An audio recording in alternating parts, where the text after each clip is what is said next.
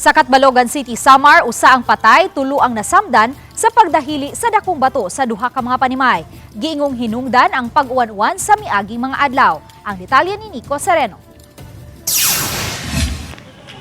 Udto ni adtong Disyembre 29, Domingo, nahitabo ang pagkaligid sa dakong bato sa mga panimay sa may sitio Mahaba, Barangay Basiao, Catbalogan City, Samar. Gikan ang bato sa bukirang bahin ug kalit lang miligid sa duha ka nagtapad nga mga balay. Nakugang ang mga ninimuyo sa kadako sa bato. Nasa kusina, kakain pa lang po. Tapos bigla pong may narinig kami na parang dumadagundong po galing po sa taas. Tapos ang bilis po kasi ng pangyayari. Kasi nandyan po kasi ako sa may balkoni namin, nabutan pa nga ako eh. Lakip ang balay ni Rachel Cabanganan sa naligiran sa bato apan walay nasamdan sa iyang pamilya.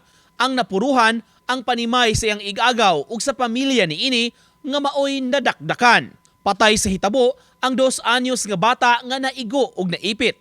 Samtang nasamdan ang iyang inahan, igsuon ug amahan nga nadala sa ospital. Mga 2 araw na ulan sa amin, 2 araw na ulan. Kaya siguro yung lupa umuho. Kaya ganun. Nahulog na yung malaking bato. Gaano kalaki yung bato na nahulog, Kap?